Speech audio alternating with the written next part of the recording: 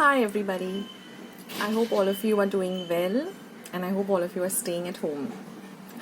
I know there is, they've opened up some of the provision stores and there are vegetables and everything available, but don't go to very crowded places. Go when the crowd is at its minimum. And my message out to you all is just make do with whatever stuff you have at home. Like most of us have got rice, we've got chapati atta and grains and dals. So just try and make do with whatever you have. It's a question of a few days more, and try and stay at home as much as you can. So there's always my channel where you can go and just search for recipes. Just type the recipe you're looking for and then type Akshata's recipes and immediately the recipe will come. So for example, if you're searching for upma, just type upma and type Akshata's recipes and it will come. Okay, so you can have like simple dal and rice, you can have curd and rice, you can have, I have a recipe how to make curd at home which is super simple, and you can have that. Like for example, today I'll be making some methi thepla. I had some methi at home, so I made a dough of thepla, or it's also called methi paratha.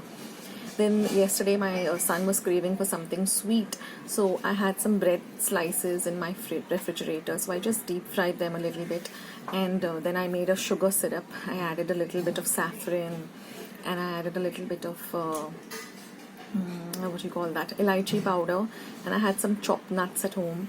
And then I made this shahi tukda. I just fried the bread, put it into this mixture of sugar syrup and all these lovely elaichi and saffron, and I made it for him and he just loved it. So you can pep up your family's mood by making some light sweet dishes for them too. Also to pep up yourself, like don't just stay in your PJs and in your nightgown the entire day, or your night clothes. Get in, freshen up a little bit, comb your hair, wash your face, tidy up a bit, tidy your home a bit, like make the bedding, tidy up your kitchen, see that your sink is empty as whenever possible. Don't keep a big overload of clothes to be washed and folded and dried. So if you stick to your routine, then you won't be burdened and you won't feel like, oh my god, I have so much to do. And get your family involved also, ask them to help you out. And that's it. And listen to the stories that I've been putting up also. I put 3 videos with nice inspiring stories, and today also I'm going to follow this with some short stories for you all to listen to. So stay happy, stay positive, and stay at home. So friends, let's start with our stories. So the first story is written by Father John W. Groff Jr., and the title of the story goes, The Secrets of Heaven and Hell. The old monk sat by the side of the road, with his eyes closed, his legs crossed, and his hands folded in his lap. He sat. In deep meditation, he sat.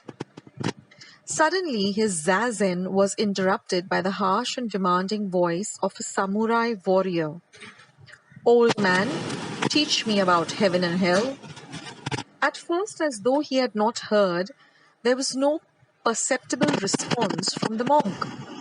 But gradually he began to open his eyes, the faintest hint of a smile playing around the corners of his mouth as the samurai stood there, waiting impatiently, growing more and more agitated with each passing second.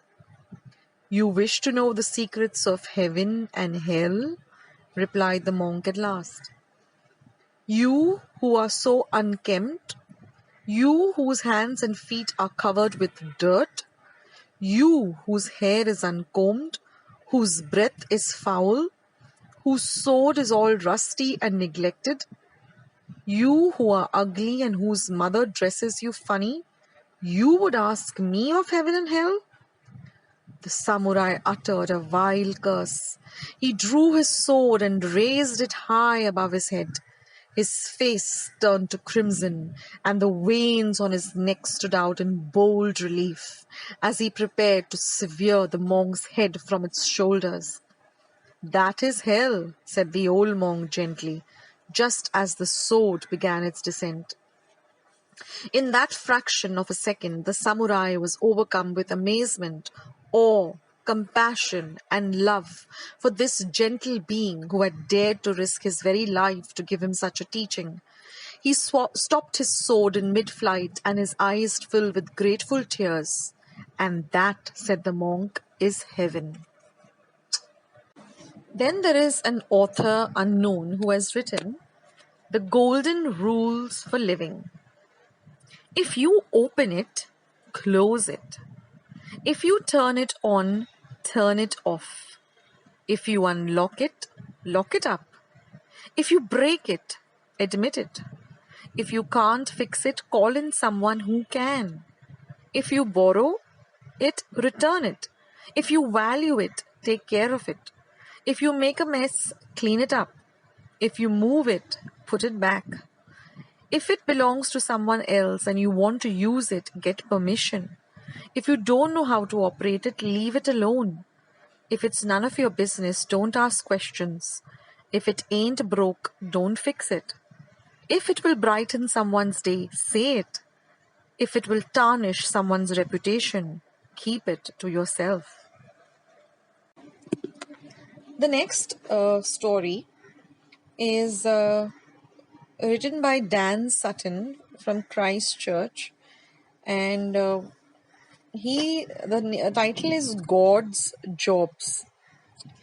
Danny Sutton, 8 years old, wrote this for his third grade Sunday school teacher who asked her students to explain God. Here is what he wrote. One of God's main jobs is making people.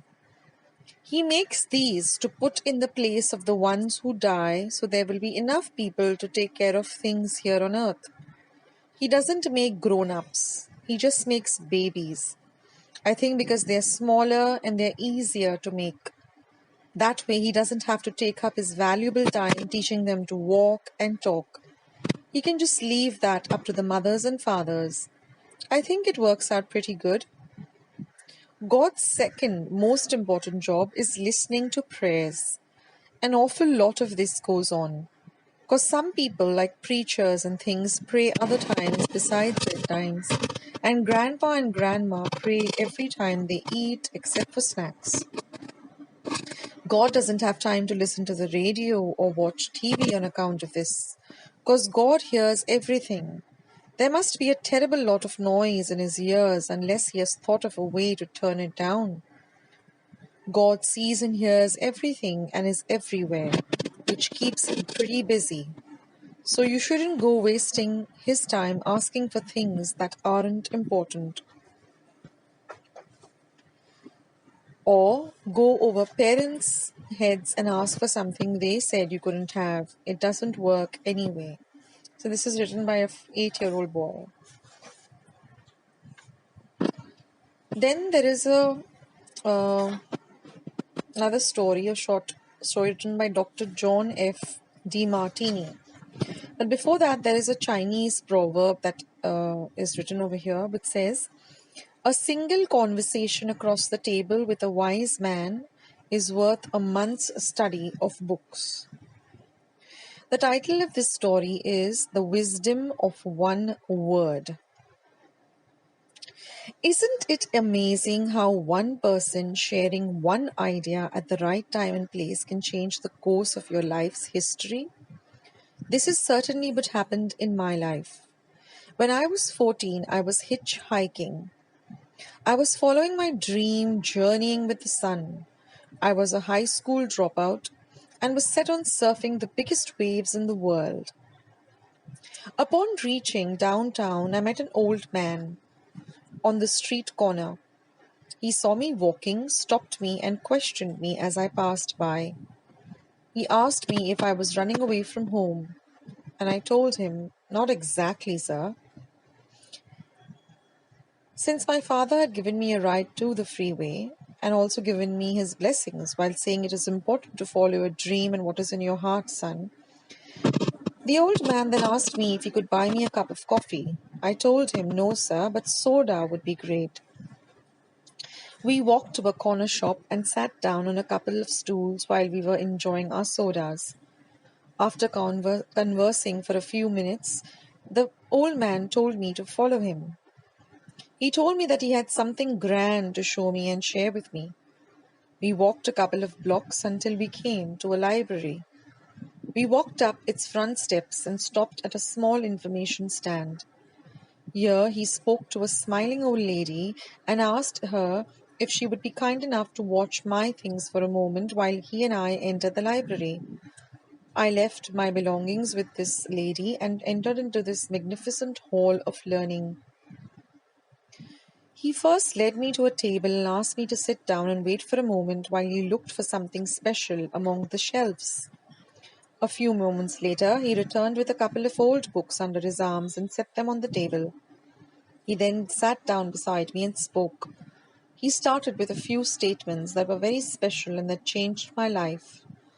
He said, "There are two things that I want to teach you, young man, and they are: number one is never judge a book by its cover, for a cover can fool you." He followed with, "I'll bet you think I'm old, don't you, young man? And a fool too?" I said, "I don't know, sir." "Well, young man, I've got a little surprise for you.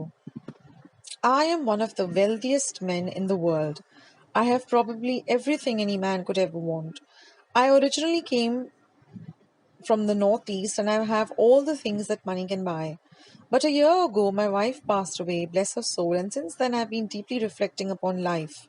I realized there were certain things I had not yet experienced in life, one of which was what it would be like to live like a poor person on the streets. So I made a commitment to myself to do exactly that for 1 year. So for the past 1 year, I've been going from city to city doing just that. So you see, don't ever judge a book by its cover, for a cover can fool you.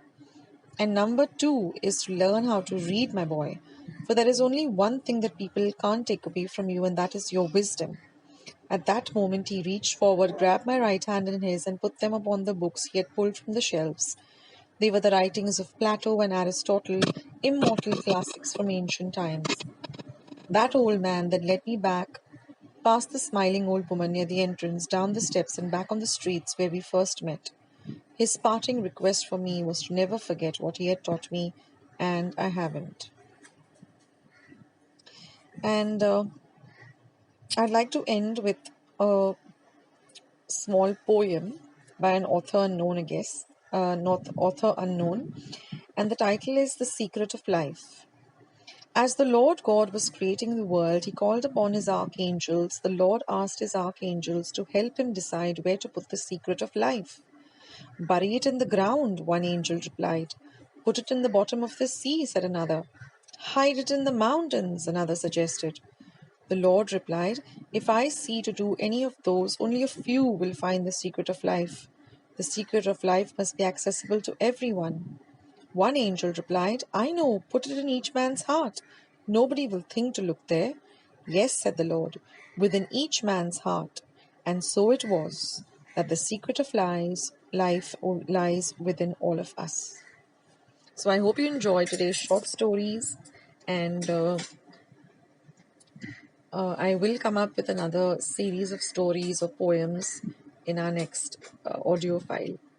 So take care, have a nice day, stay home, stay safe, and stay happy.